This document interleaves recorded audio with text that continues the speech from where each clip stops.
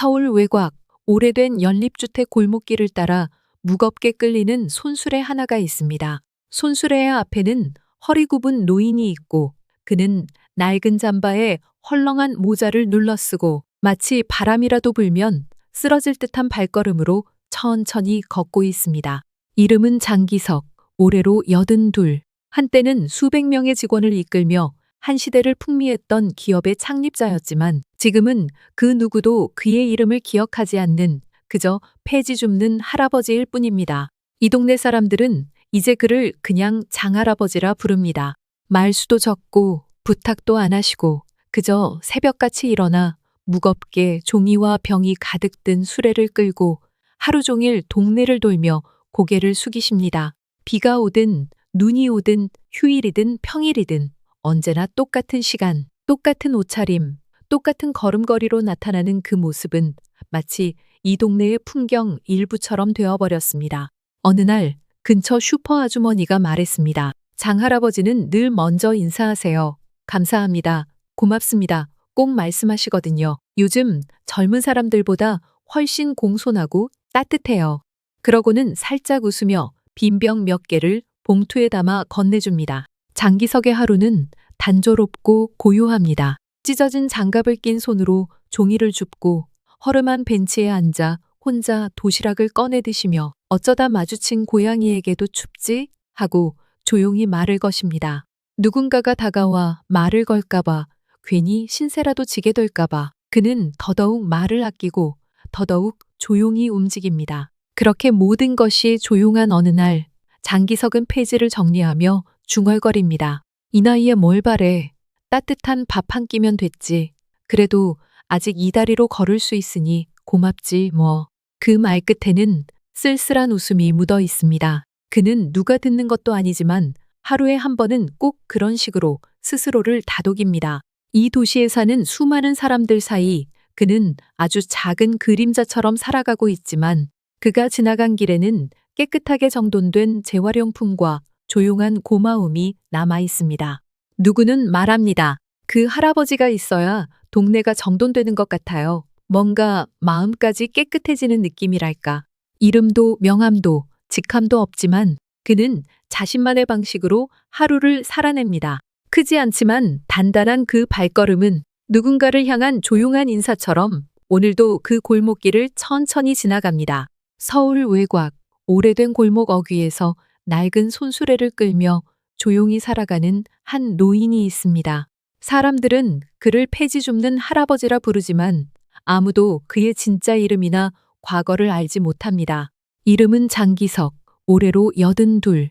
한때는 대한민국 철강 산업을 뒤흔들던 대기업의 창립자였지만 지금은 그 누구의 기억 속에도 남아있지 않은 그림자 같은 존재가 되어버렸습니다. 젊은 시절 그는 수십 년을 바쳐 회사를 일으켰고 땀과 열정으로 수백 명의 직원들과 함께 기적 같은 성장을 이뤄냈지만 지금은 손에 장갑 대신 맨손으로 박스를 모으고 명함 대신 고개 숙여 인사하는 일이 하루 일과가 되어버렸습니다. 그의 삶은 더 이상 화려하지 않지만 매일 새벽이 되면 어김없이 일어나 허름한 점퍼를 입고 조용히 거리로 나섭니다. 비가 오든 눈이 오든 그를 멈출 수 있는 건 아무것도 없습니다. 그저 또 하루를 버텨내기 위해 아무 말 없이 종이를 줍고 병을 모으며 낡은 수레 위에 조심스레 올려놓을 뿐입니다. 그런 그의 눈빛에는 세월의 깊이가, 굽은 어깨 위에는 지나온 인생의 무게가 고스란히 담겨 있습니다. 하지만 이상하게도 그의 얼굴엔 매일 작은 미소 하나쯤은 남아 있습니다. 마치 스스로에게 말하듯 아직 살아있구나. 오늘도. 그날은 아침부터 하늘이 잔뜩 흐려 있었고 서울 외곽의 골목길에는 사람 그림자조차 드물게 보였습니다. 장기석은 평소처럼 폐지를 주우며 천천히 길을 걷다가 갑자기 쏟아지는 봄비의 옷이 흠뻑 젖어버렸습니다. 비닐우산 하나 없이 어깨로 그대로 빗물을 맞으며 멈춰선 그는 조용히 주변을 둘러보다가 익숙한 간판 하나를 발견합니다. 진국 설렁탕 마이너스 10여 년째 같은 자리, 같은 메뉴, 같은 주인. 언젠가 우연히 들러서 몸을 녹였던 기억이 남아 오늘도 그 발길은 자연스레 그곳을 향했습니다. 낡은 손수레는 식당 외벽에 조심스레 기대어 놓고 문을 열고 들어섭니다. 어서 오세요. 익숙한 목소리가 들려오지만 장기석을 보는 주인의 눈빛엔 살짝 놀람이 섞여 있었습니다. 물기 가득한 어깨, 축 처진 외투, 구분 등. 하지만 그 눈빛엔 불쌍함보다도 묘한 따뜻함이 묻어 있었습니다. 오늘도 한 그릇 드릴까요, 어르신? 장기석은 조용히 고개를 끄덕이고 가장 구석자리에 앉습니다. 손을 모아 무릎 위에 올리고 젖은 옷자락을 살짝 정리한 채 아무 말 없이 창밖의 비를 바라봅니다. 잠시 후 뜨끈한 국밥 한 그릇이 조심스레 그의 앞에 놓입니다. 김이 모락모락 피어오르는 뚝배기에서 고소한 냄새가 퍼지고 그 향기에 잠시 눈을 감은 장기석은 마치 오랜만에 사람이 된 기분에 사로잡힙니다. 세상이 자신을 외면해도 이 따뜻한 한 그릇은 그를 기억해주는 것 같았습니다. 그는 숟가락을 들고 천천히 한 입을 떠넣습니다. 차가운 비에 굳어있던 몸이 풀리고 가슴속까지 데워지는 듯한 따뜻함이 스며듭니다. 한 숟가락, 또 한 숟가락. 그렇게 아무 말도 하지 않고 그는 조용히 밥을 먹었습니다. 그 순간만큼은 바깥의 빗소리도 고단한 삶도 잠시 멀어졌습니다. 오직 국밥과 따뜻한 온기만이 그 안에 있었습니다. 그날 오후 잔뜩 흐린 하늘 아래 장기석은 폐지를 담은 손수레를 힘겹게 밀고 조용히 골목을 걷고 있었습니다. 갑자기 하늘에서 빗방울이 쏟아지기 시작했고 얇은 외투는 순식간에 젖어들었습니다. 몸도 마음도 추위에 움츠러들던 그때 골목 모퉁이에 자리한 작은 국밥집 간판이 그의 시야에 들어왔습니다. 익숙한 그곳, 예전에도 힘들고 외로울 때면 한 그릇 따끈한 국밥이 큰 위로가 되어 주었던 늘 변함없는 그 집이었습니다. 장기석은 손수레를 식당 벽에 조심스레 세워두고 느린 걸음으로 문을 열고 들어갔습니다. 실내엔 고소한 육수 냄새와 함께 김이 모락모락 피어오르고 벽 한켠엔 손님들이 남긴 오래된 사진과 손글씨 편지가 조용히 걸려 있습니다. 밖에선 빗소리가 쏟아지는데 가게 안은 그와는 달리 묘하게 따뜻하고 편안한 온기가 감돌았습니다. 주인 아주머니가 장기석을 보며 조용히 인사합니다. 어르신, 비 많이 오는데 오셨네요. 국밥 한 그릇 드릴까요? 그는 고개를 살짝 끄덕이고 가장 구석진 자리에 조용히 앉았습니다. 앉은 자리에서 젖은 옷자락을 정리하며 창밖의 흐릿한 빗방울을 한참 바라봅니다. 문득 마음 한구석이 시리고 왠지 모를 쓸쓸함이 밀려왔지만 곧 아주머니가 내어온 뜨끈한 국밥 그릇이 그의 몸과 마음을 천천히 녹여줍니다. 숟가락을 들어 한 입 떠먹자 속까지 따뜻해지는 그 온기가 온몸에 번지고 한동안 잊고 지냈던 사람, 사는 냄새와 작은 위로가 조용히 마음을 감쌉니다. 국밥을 반쯤 비워가던 그때 가게 문이 벌컥 열리며 젊은 남자 몇 명이 우르르 들어왔습니다. 비장난 아니다. 아, 사장님, 여기 방 하나요. 한껏 들뜬 목소리와 웃음소리가 식당 안을 가득 채우고 장기석이 앉아있는 조용한 구석자리는 순식간에 소란스러워졌습니다. 그들은 아마도 회사 동료들인 듯 회식이다, 부장님 쏜다 하며 서로의 등을 두드리고 웃고 떠들며 술잔을 부딪혔습니다. 처음엔 관심조차 두지 않던 그들 중 한 명이 우연히 장기석의 방향을 보게 되었습니다. 여기 누가 있었어? 어이, 거기 계신 분, 여기 예약했는데 자리 좀 비켜주시죠. 순간 분위기가 싸늘해졌고 장기석은 고개를 살짝 숙이며 조용히 일어나 자리를 옮기려 했습니다. 그때 또 다른 남자가 빈정거리듯 말했습니다. 아니, 요즘은 국밥집도 노숙자들이 점령하나? 여긴 식당이지, 쉼터 아니잖아요. 그 말에 몇 명은 민망한 듯 말렸지만 가장 목소리 큰 사내 마이너스 이종민이라는 이름표를 단 중년 남자는 기어코 웃으며 한마디 더 던졌습니다. 이 나이에 폐지나 줍고 국밥이나 먹는 인생이라니 참 비참하다. 안 그래요? 그 순간 장기석은 숟가락을 조용히 내려놓고 고개를 들었습니다. 아무 말 없이 조용히 그들을 바라보는 그의 눈엔 분노도 창피함도 아닌 그저 오래된 피로와 씁쓸한 체념만이 담겨 있었습니다. 그리고 그 눈길이 자연스레 이종민의 가슴에 달린 사원증으로 옮겨졌습니다. 그 순간 장기석의 눈이 잠시 멈췄습니다.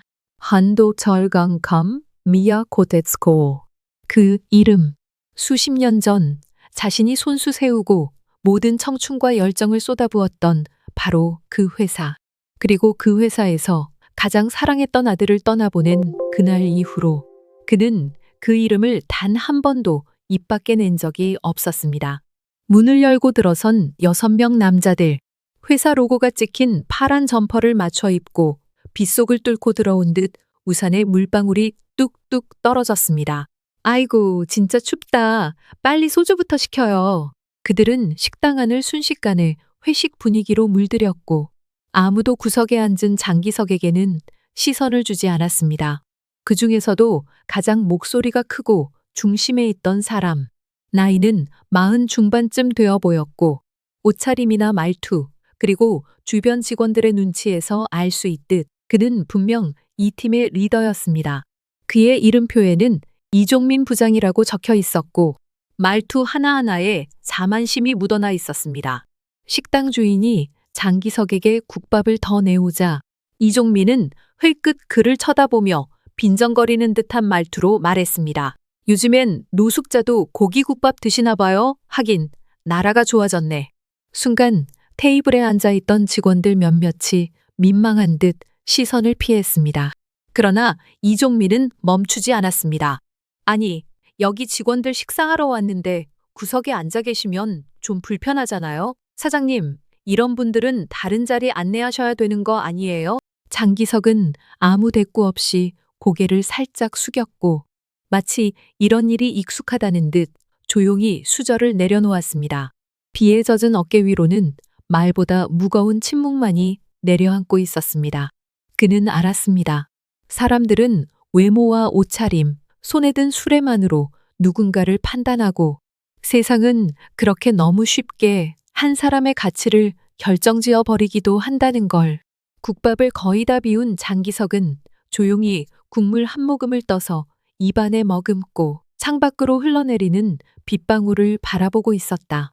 바깥은 여전히 흐리고 식당 안은 젖은 우비와 웃음소리로 시끌벅적했지만 그의 세계는 오직 뚝배기와 테이블 앞에 놓인 젖은 모자뿐인 듯 고요했다. 그 고요를 깨뜨린 건 회식 분위기로 들떠있던 회사원 중 하나, 중간 관리자로 보이는 이종민이라는 남자의 갑작스러운 말이었다.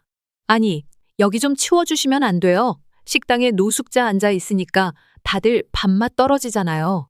아무도 예상하지 못한 그 말은 생각보다 또렷하고 크게 울려 퍼졌고 순간 식당 안의 수저 소리와 대화가 동시에 멎었으며 몇몇 직원들이 당황한 듯 눈을 피했고 사장님은 주방 안에서 어색하게 고개만 내밀었다. 요즘은 국밥도 아무나 드시는 세상인가 봅니다. 아니, 폐지 줍는 분이 여기 앉아 계시면 위생에 좀 문제가 되는 거 아니에요? 이종민은 대수롭지 않다는 듯 웃으며 말했지만 그 안에는 뿌리 깊은 경멸과 무지가 뱀처럼 또렷하게 도사리고 있었고 그는 자신이 얼마나 잔인한 말을 하고 있는지조차 인식하지 못한 채 무심코 소주를 잔에 따랐다. 장기석은 그 말들 하나하나를 다 들었지만 표정 하나 변하지 않았고 천천히 숟가락을 내려놓은 뒤 젖은 모자를 무릎 위로 조심스럽게 올리고는 두 손으로 감싸쥐고 있었다. 그리고 아주 조용히 아무도 알아채지 못할 정도의 느린 속도로 고개를 들어 이종민을 바라보았다. 그것은 눈을 부라리거나 화를 억누르려는 표정이 아니었고 오히려 긴 세월을 거쳐온 사람만이 가질 수 있는 무겁고 담담하며 깊은 아픔이 잠겨 있는 눈빛이었다. 마치 그 눈 속엔 누군가의 자존심이 아니라 한 시대의 비극과 상처 그리고 오래된 인내가 고스란히 담겨 있는 듯했다. 이종민은 그 눈빛을 잠깐 마주쳤지만 이상하리만치 불편한 기분이 스쳤는지 시선을 피해 웃음으로 얼버무리며 잔을 들었다. 아, 뭐 그렇게 심각하게 보세요. 그냥 불편해서 한마디 한 건데 왜 기분 나쁘셨어요? 장기석은 아무 말도 하지 않았고 대답도 고개 끄덕임도 없이 그저 이종민의 가슴에 달린 사원증 하나를 조용히 바라보다가 입가에 작게 번지는 한숨과 함께 눈을 감았다. 한도철강 마이너스 너무나도 익숙하고 너무나도 오래도록 마음속에서 지우려 했던, 하지만 결코 지워지지 않았던 그 이름. 그리고 그 순간 고개를 숙이던 장기석의 눈빛이 다시 한번 천천히 떠오르며 이종민을 향했고, 이번엔 그 누구도 그 눈빛을 외면하지 못했다. 말보다 무서운 응시. 그건 수치심도 분노도 사과도 아닌, 단지 너는 지금 너 자신을 모른다는 조용한 진실의 메시지였다. 장기석은 늘 그랬듯 조용히 일어나 식당을 떠나려던 참이었다. 아무에게도 방해되지 않게 말없이 지나치려는 순간 그를 등진 채 등 뒤에서 날아든 한 목소리가 식당 안의 공기를 순식간에 얼어붙게 만들었다. 비보다도 차갑고 날보다도 날카로운 말 한마디가 그의 등허리를 베어냈다. 이런 사람들 때문에 나라가 안 되는 겁니다. 나이만 먹었지 가족도 없고 일도 없고 아무데도 쓸모없는 존재 아닌가요? 사회에 얹혀 사는 거, 이건 그냥 민폐 아닙니까? 그의 발걸음이 멈췄다. 빠르게 반응하거나 화를 내는 대신 그는 천천히 고개를 숙였고 두 손으로 모자를 들던 손끝이 아주 살짝 떨렸다. 하지만 아무도 눈치채지 못한 그 눈동자는 조용히 무의식적으로 상대의 가슴에 달린 이름표를 바라보았다. 한도철강. 너무도 익숙한 이름이었다. 그가 세운 회사, 그가 땀과 눈물로 일구어낸 공간, 그리고 그 아들이 목숨을 잃은 그날의 불길 속으로 사라진 모든 것의 시작이자 끝. 그 세 글자는 더 이상 간판도 명함도 아니었다. 그것은 그의 모든 청춘, 모든 상처, 모든 고통이 고스란히 담겨 있는 이름이었다.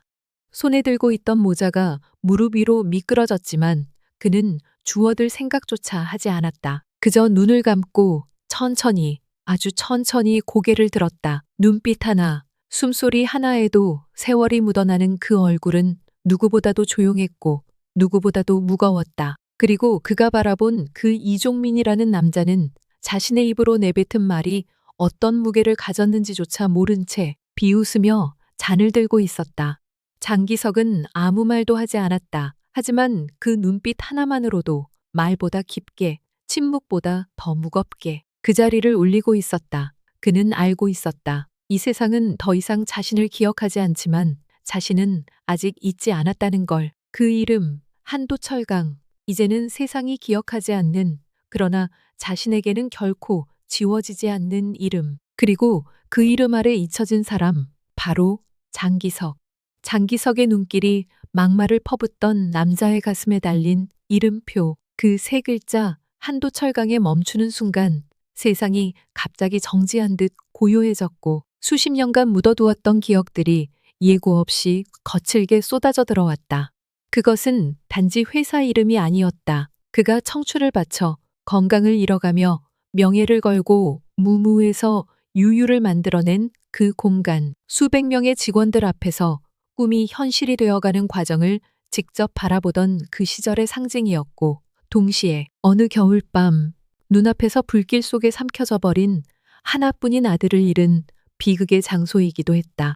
그 불길은 단지 공장만을 태운 것이 아니었다. 그의 신념과 의지, 그리고 그 자리에 남아야 할 이유마저 함께 태워버렸다. 그날 이후 그는 아무 말 없이 모든 걸 뒤로 한 채 사라졌고 마치 세상에 존재하지 않았던 사람처럼 조용히 자신을 지웠다. 그토록 자부심을 가졌던 공간이 숨조차 쉬기 힘든 절망의 장소로 변해버린 순간 그는 다시는 그 이름을 입 밖에 내지 않았다. 그리고 지금 그토록 소중했던 이름을 달고 있는 낯선 이가 세상에서 가장 무자비한 말들로 자신을 모욕하고 있는 이 현실 앞에서 그는 차마 그 말이 더 아픈지 아니면 자신이 세운 그 회사가 창립자의 존재조차 기억하지 못하고 있다는 사실이 더 아픈지조차 알 수 없었다.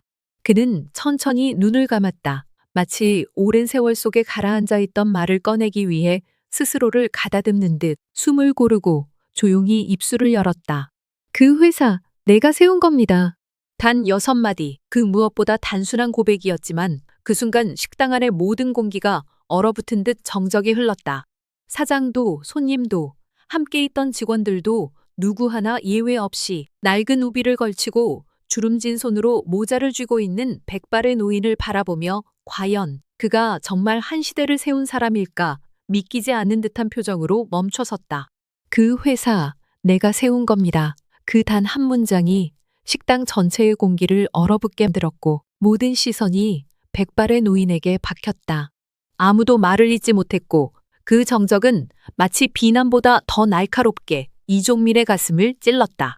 젊은 직원들은 서둘러 휴대폰을 꺼내 한도철강 창립자 장기석을 검색하기 시작했고 검색 결과가 진짜라는 것을 확인한 순간 이종민의 얼굴은 점점 붉어지기 시작했다. 수치심 때문이 아니라 자신의 오만이 망신으로 되돌아오고 있다는 사실이 두려웠기 때문이다.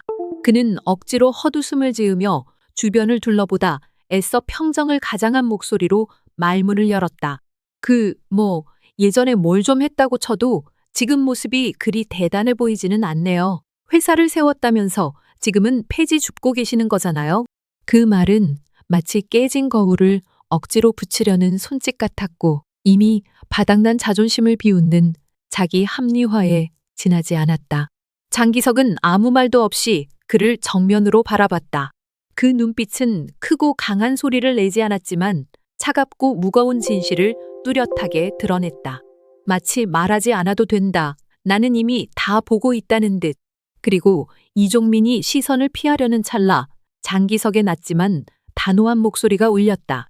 당신은 사람의 가치를 명함이랑 옷차림으로 판단하나 보지. 그 회사 이름이 왜 당신 가슴에 붙어 있는지, 그게 어떤 희생 위에 세워졌는지는 알기나 해? 내 아들은 그 공장에서 죽었어. 동료들을 구하려다. 그게 내가 떠난 이유야. 식당 안은 숨소리조차 들리지 않을 만큼 고요했고 누군가는 눈을 내리깔았고 누군가는 입술을 깨물었다. 하지만 아무도 이종민을 감싸지 않았다. 그는 더 이상 말할 수 없었고 아니, 말을 할 자격조차 없었다. 식당 안의 공기는 여전히 무거웠고 그 가운데 가장 얼어붙은 사람은 바로 이종민이었다. 조금 전까지만 해도 남을 향해 큰 소리치던 그의 모습은 온데간데 없고 지금은 마치 선생님 앞에 불려나온 학생처럼 눈도 마주치지 못한 채 멍하니 서 있었다. 정말 죄송합니다. 몰랐습니다. 그런 분이신 줄은. 그는 한마디, 두 마디씩 급하게 말을 쏟아냈지만 그 어떤 말도 상황을 되돌릴 수 없다는 것을 본인도 잘 알고 있었다. 제가 너무 무례했고 그 말씀 다 철회하겠습니다. 정말. 죄송합니다. 그러나 장기석은 아무 말도 하지 않았다. 창밖을 바라보며 조용히 앉아 있을 뿐이었다. 조용히 자리에서 일어나 무릎 위에 올려두었던 낡은 모자를 손에 쥐고 그는 아무 말 없이 출입문 쪽으로 발걸음을 옮겼다. 뒤에서 이종민의 목소리는 계속 따라왔지만 그는 끝내 돌아보지 않았다. 단 한 번도. 그냥 그렇게 조용히 세상 속으로 다시 걸어갔다. 식당 밖 장기석은 천천히 발걸음을 옮기며 오래전 가슴 깊숙이 묻어두었던 이야기를 꺼내기 시작했다. 그의 목소리는 낮고 조용했지만 말 한마디, 문장 하나마다 깊은 상처와 아버지로서의 미안함이 묻어 있었다. 그날 공장 야간 작업 중에 화재가 났습니다. 모두가 도망치던 그 순간 내 아들은 맨 안쪽 창고에 있던 직원들을 구하러 다시 들어갔죠. 그리고 결국 다시는 못 나왔습니다. 그 말에는 울음도 분노도 없었다. 오직 시간을 견뎌낸 사람만이 할 수 있는 조용한 진술. 그는 아들을 잃고 회사의 문을 닫지 못한 채 말 한마디 없이 모든 것을 떠났다. 사표도 작별 인사도 없이 그저 아무도 기억하지 않기를 바라며. 하지만 세상은 그렇게 있지 않았다. 며칠 후 한도철강 내부 커뮤니티의 창립자 장기석 어르신이 살아계셨다는 글이 올라왔고 그 게시물은 순식간에 수백 개의 댓글과 공유를 불러왔다. 내가 입사했을 땐 이미 은퇴하셨다던데 그분 덕에 우리 회사가 있었던 거잖아. 우리 아버지도 그분 얘기 많이 하셨어요. 예전에는 직원들 이름 다 외우셨다고. 세대가 달라도 마음이 움직이는 데에는 이유가 필요하지 않았다. 오랜 시간 동안 이름조차 잊혀졌던 사람. 그러나 그가 남긴 정신과 삶의 무게는 이제 다시금 젊은 세대의 가슴 속에 깊이 새겨지기 시작했다. 어느 날 오후 서울 외곽의 조용한 골목에 검정색 세단 한 대가 멈춰섰다. 그 차에서 내린 사람은 양복 차림의 40대 남성이었고 그는 주변을 두리번거리다 허름한 폐지수레 앞에 앉아 있는 장기석을 향해 조심스럽게 다가갔다. 혹시 장기석 어르신 맞으신가요? 그 목소리에는 긴장과 존중이 동시에 담겨 있었고 장기석은 말없이 고개만 끄덕였다. 그렇게 그들은 처음으로 서로의 눈을 마주했다. 그 남자는 한도철강의 현 CEO 박준호였다. 너무 늦게 찾아뵈어 죄송합니다. 진작 알았어야 했는데 저희가 몰라봤습니다. 박준호는 허리를 굽혀 깊이 인사했고 지나가던 주민들조차 발걸음을 멈추고 그 광경을 바라볼 정도였다. 그는 정중히 손편지를 내밀며 말했다. 회사의 모든 직원들이 어르신의 귀환을 기원하고 있습니다. 가능하시다면 명예회장으로 다시 모시고 싶습니다. 장기석은 짧게 웃었다. 긴 세월 속에서 너무 많은 것을 내려놓았기에 무엇 하나 쉽게 대답할 수 없었지만 그날 그의 눈빛은 분명히 흔들리고 있었다. 며칠 후 그는 오랜만에 양복을 입고 한도철강 본사 건물 앞에 섰다. 다시 찾은 그 공간은 변한 것도 많았지만 어딘가엔 여전히 그가 처음 세웠던 꿈이 남아 있었다.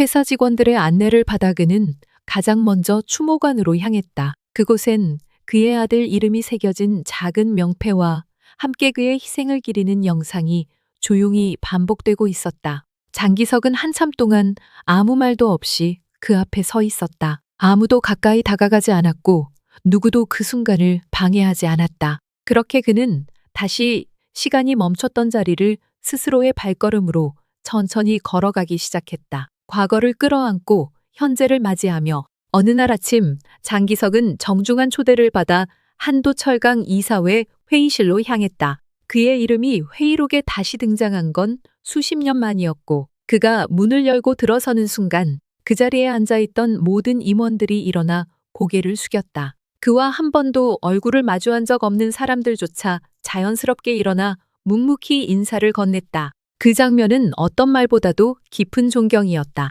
누구도 박수를 치지 않았지만 그날의 침묵은 그 어떤 환호보다 무겁고 진실했다. 장기석은 말없이 회의실을 둘러보며 자신이 처음 손으로 그렸던 회사의 청사진이 이렇게 현실이 되어 있다는 사실을 천천히 받아들였다. 회의가 끝나갈 무렵 한 젊은 임원이 조심스레 물었다. 선배님, 지금 우리에게 필요한 건 뭘까요? 잠시 침묵이 흐른 뒤 장기석은 천천히 고개를 들고 말했다. 기술은 중요합니다. 하지만 회사를 지탱하는 건 결국 사람입니다. 회사는 숫자로 운영되지만 정말로 움직이는 건 사람의 마음입니다. 그러니 사람을 믿으세요. 회사는 기술이 아니라 사람에 대한 믿음으로 자라는 겁니다. 그렇게 그는 마지막 인사를 남기고 회의실을 나섰다. 누군가는 따라 나와 인사를 했고 누군가는 조용히 그 뒷모습을 바라보았다. 누가 봐도 평범한 노인의 모습이었지만 그는 더 이상 이름 없는 존재가 아니었다. 그는 다시 폐지 수레를 끌고 동네 골목으로 돌아갔다. 삶은 여전히 소박했고 하루하루는 다르지 않았지만 이제는 누구도 그를 무시하지 않았고 그는 그저 노인이 아닌 한 회사를 만들고 한 시대를 살아낸 이름 있는 사람이었다.